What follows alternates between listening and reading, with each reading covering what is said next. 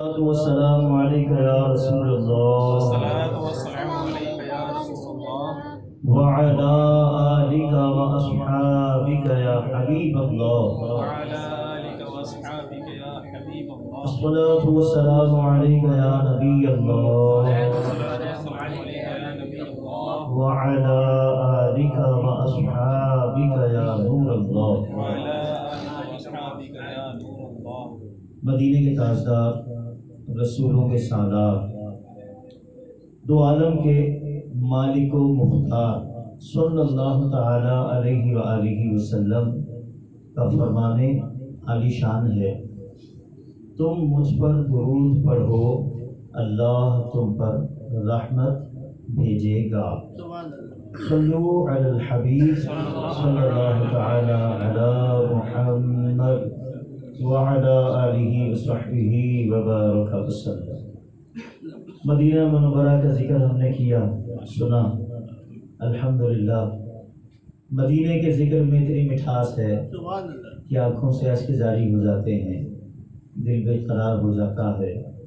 تو مدینے والے سرکار کے ذکر کی چاشنی کا کیا عالم ہے۔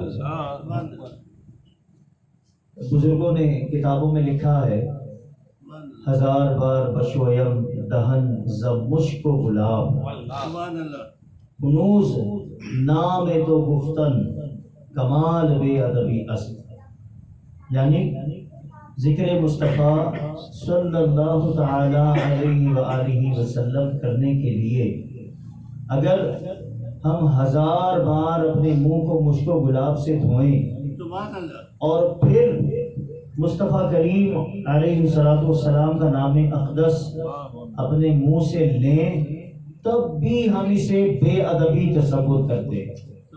یعنی مصطفیٰ کریم علیہ السلام کا نام مبارک اتنا بلند و بالا ہے، اتنا پاک ہے، اتنی عظمت والا ہے کہ کسی میں اس کی طاقت نہیں کہ وہ ادب کا حق ادا کرتے ہوئے نبی پاک علیہ السلام کا نامی اس میں گرامی اپنی زبان سے لے، لیکن ہم لیتے ہیں اور لینا بھی چاہیے،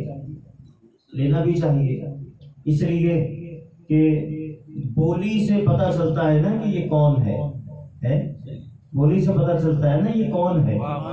جیسے اعلیٰ حضرت نے فرمایا، ذکر ان کا چھیڑیے ہر بات میں، نبی پاک علیہ السلام کا ذکر چھیڑیں ہر بات میں، اور جب تم ہر بات میں نبی پاک علیہ السلام کا ذکر چھیڑو گے تو جو مسلمان ہے وہ سن کر کیا کرے گا؟ خوش ہوگا، میرے نبی کا ذکر ہو رہا ہے، وہ کہے گا سبحان اللہ، ماشاء اللہ، نعرہ تکبیر، نعرہ رسالت، خوش ہو جائے گا۔ ذکر ان کا چھیڑیے ہر بات میں، اور مسلمان تو ذکر مصطفیٰ سن کر خوش ہوتا ہے، لیکن اس روئے زمین پر ایک ایسا بھی ہے جس کو ذکر مصطفیٰ سے تکلیف ہوتی ہے، اور وہ کون ہے؟ اعلیٰ حضرت نے بتایا، ذکر ان کا چھیڑیے ہر بات میں، چھیڑنا شیطان کا عادت کیجیے۔ ذکر مصطفیٰ کر کے شیطان کو چھیڑنا اپنی عادت بنا لو۔ پھر دوسری بات کہ ہم نبی پاک علیہ السلام کا ذکر کرتے ہیں، حضور کی شان بیان کرتے ہیں، تو ہم حضور کی شان بیان کرتے ہیں، ہماری کیا اوقات کہ ہم حضور کی شان بیان کریں گے۔ بڑے بڑے بزرگوں نے اپنی کتابوں میں لکھا کہ میں اپنے مقالے کے ذریعے، اپنی گفتگو کے ذریعے نبی پاک علیہ السلام کی شان بیان نہیں کر رہا۔ ما ان مدحت محمدا بمقالتی، کہ اپنے بیان کے ذریعے میں حضور کی شان بیان نہیں کرتا، پھر میں کیا کرتا ہوں؟ لیکن مدحت مقالتی بمحمد، کہتے ہیں کہ جب میں محمد صلی اللہ تعالی علیہ وآلہ وسلم کا ذکر خیر کرتا ہوں تو ان کے ذکر کے ذریعے اپنے بیان کو زینت بخشتا ہوں، میرے بیان کی شان بڑھ جاتی ہے۔ حضور کا ذکر کرتا ہوں، میرے بیان کی شان بلند ہو جاتی ہے۔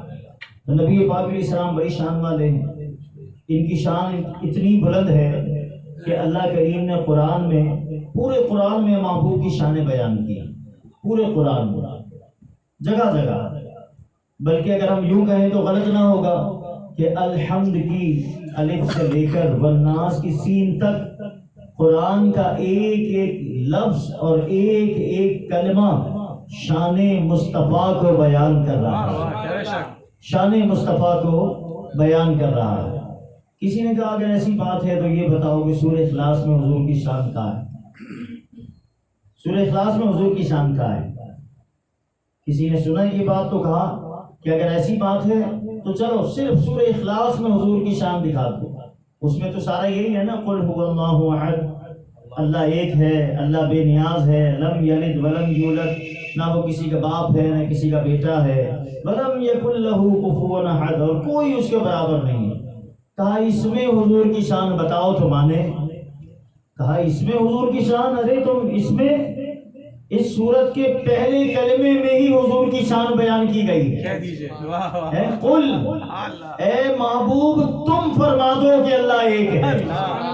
ارے اللہ کو اپنی شان بیان کرنے کے لیے قل کہنے کی کیا حاجت تھی، لیکن قل فرما کر بتا دیا کہ میری شان اور میری کبریائی جو بیان کی جائے گی وہ بھی وہی مقبول ہے جو زبان مصطفیٰ سے کی گئی ہے۔ میرے محبوب کی شان جگہ جگہ اللہ نے قرآن میں بیان کی ہے۔ میں نے ایک آیت مبارکہ تلاوت کی، اللہ کریم فرماتا ہے وَإِنَّكَ لَعَلَىٰ خُلُقٍ عَظِيمٍ۔ آسان لفظوں میں ترجمہ، محبوب آپ بڑے بلند اخلاق کے مالک ہیں۔ امام اہل سنت نے اس کا ترجمہ کیا بے شک محبوب تمہاری خوب بڑی شان کی ہے۔ لیکن اگر ہم تھوڑا سا اس کے کلمات پر غور کریں تو ایک بڑی پیاری بات سمجھ میں آتی ہے، بڑا پیارا نفیس نقطہ سمجھ میں آتا ہے۔ وَإِنَّكَ لَعَلَىٰ خُلُقٍ عَظِيمٍ۔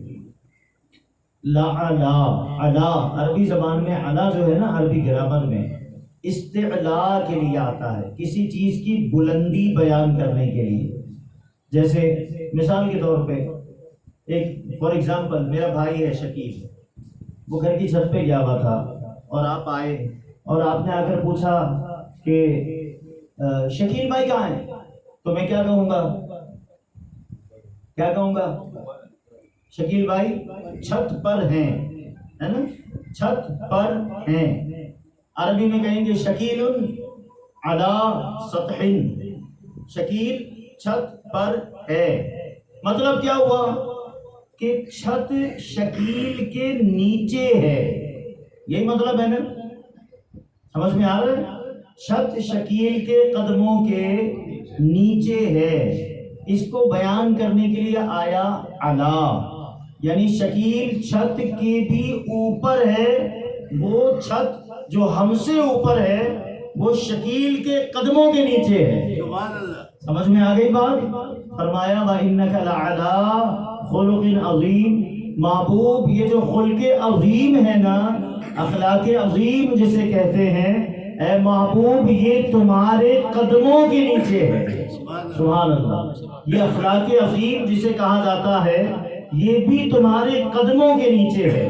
پھر یہاں سے ایک بات اور سمجھ میں آئی کہ نبی پاک علیہ السلام کو اگر کوئی کہے کہ شان اس لیے ملی کہ آپ کا اخلاق بڑا بلند ہے تو اس لیے بڑی آپ کی شان ہے، تو ہم جواب میں یہ کہیں گے کہ حضور کو شان نہیں ملی اخلاق عظیم سے، بلکہ اخلاق عظیم یا خلق عظیم جسے ہم کہتے ہیں، یہ ایک بہت اچھی چیز ہے نا، بہت اچھی چیز ہے، محمود شے ہے، اس کو پسند کیا جاتا ہے اچھے اخلاق کو۔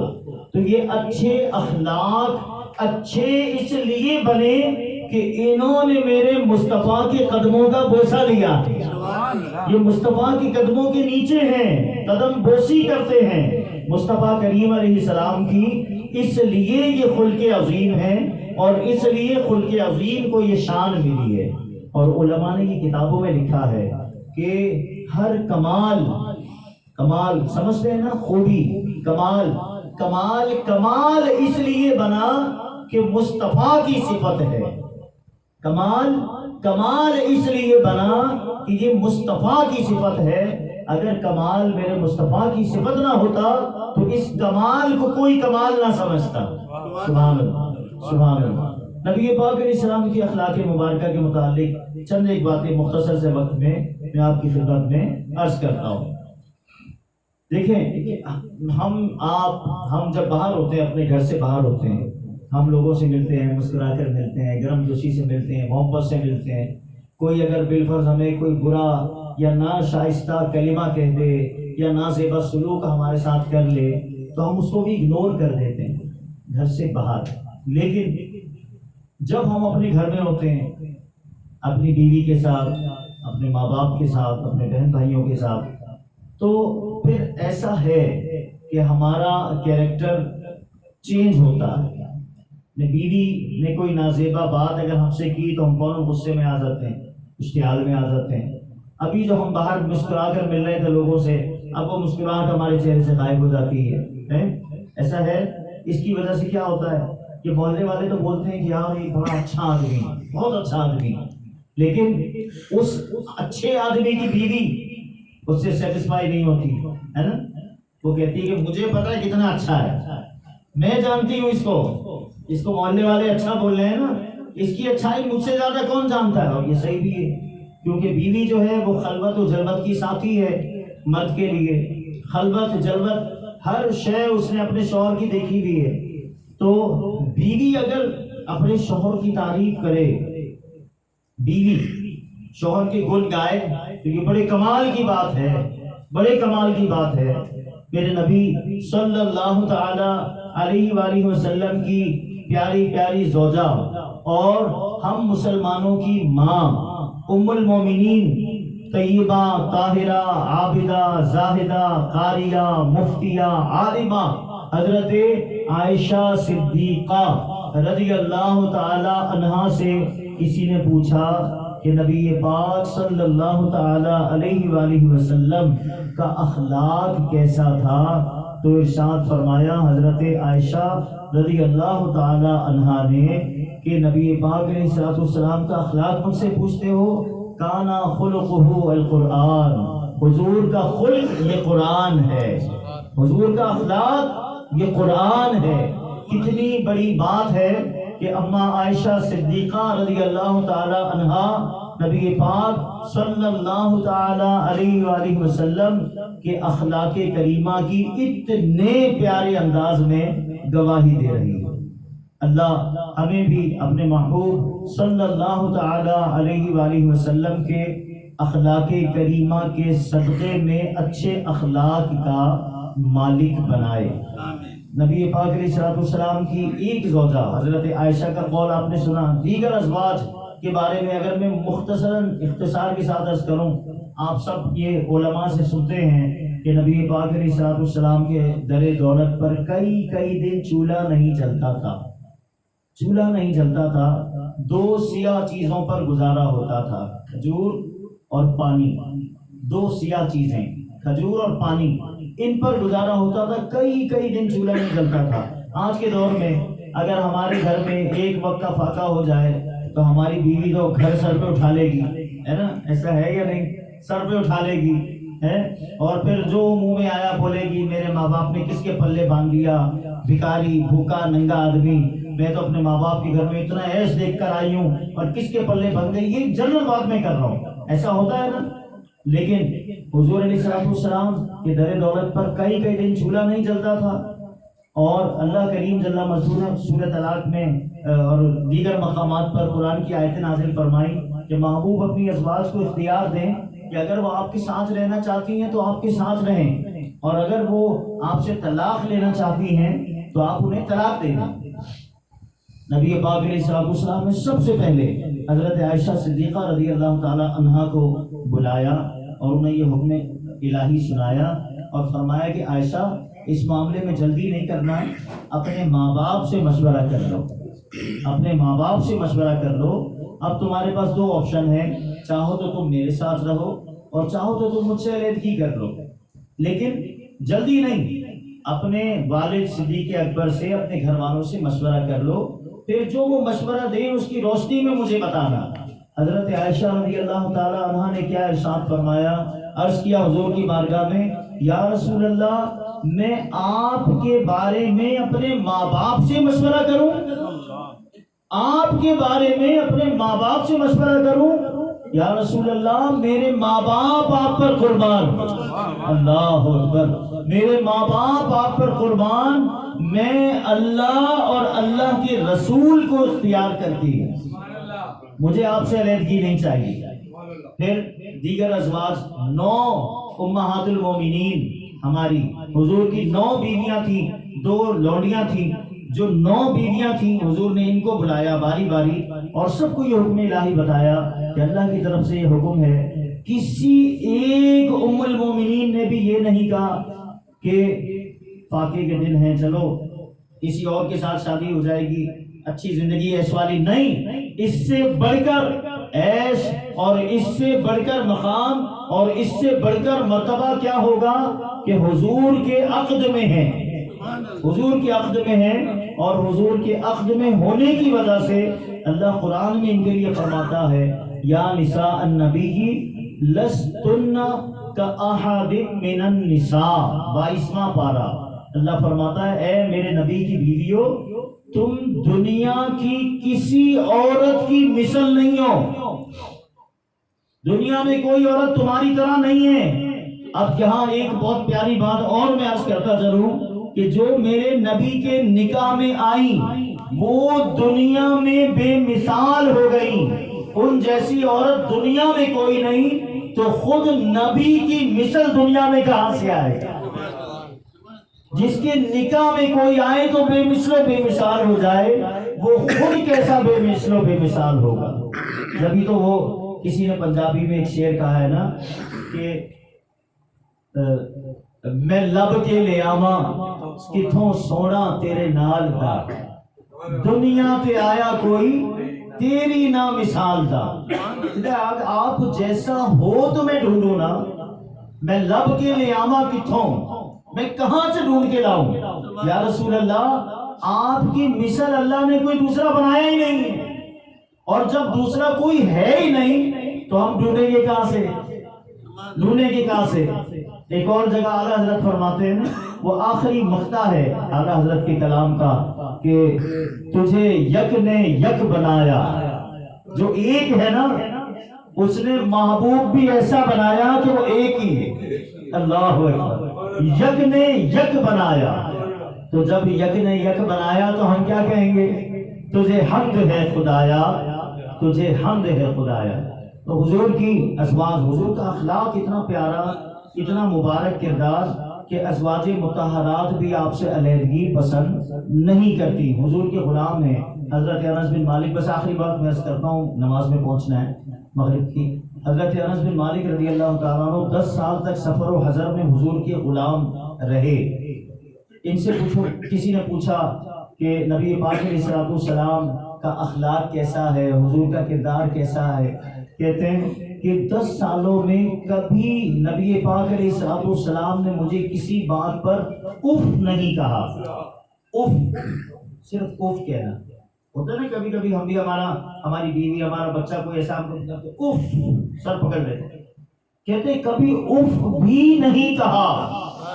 اور اگر حضور نے مجھے کوئی کام کہا اور میں نے نہیں کیا تو سرکار نے مجھے یہ نہیں فرمایا کہ تم نے یہ کیوں نہیں کیا، یہ کیوں نہیں کیا۔ یہ حضور نے ان 10 سالوں میں نے کبھی نہیں دیکھا کہ حضور نے مجھے ایسا کہا ہو کہ حضور نے کوئی کام کہا اور میں نے نہیں کیا تو حضور نے مجھ سے پوچھا ہو کہ تم نے ایسا کیوں نہیں کیا، میں نے کہا تھا نا تم کو، تم نے کیوں نہیں کیا؟ کہتے ہیں نہیں، کبھی نہیں فرمایا۔ ایسا پیارا کردار ہے کہ ازواج بھی گواہی دے رہی ہیں، غلام بھی گواہی دے رہے ہیں، اور اپنے تو اپنے، بس یہ آخری بات حاصل کلام کہ ان کا اخلاق کتنا پیارا ہوگا کہ جو ان کو نبی نہیں مانتے وہ بھی صادق اور امین مانتے ہے نا، کمال کی بات۔ بلا تشبیہ سمجھانے کے لیے کہتے ہیں نا، جادو وہ جو سر چڑھ کے بولے ہے نا، کردار ایسا کہ اپنے تو اپنے، بیگانے بھی، اپنے تو اپنے ہیں دشمن بھی بولے، اعلیٰ ہے کردار مدینے والے کا۔ میرے مصطفیٰ کریم علیہ السلام کا اخلاق اور کردار اتنا اعلیٰ ہے کہ دشمنوں نے بھی آپ کو صادق اور امین مانا ہے۔ آپ کو اچھا مانا ہے، سچا مانا ہے۔ اللہ ہمیں اس اچھے اور سچے نبی کا صدقہ اچھا اور سچا بنائے، ہم بھی اچھے اخلاق والے بن جائیں، اچھے کردار والے بن جائیں۔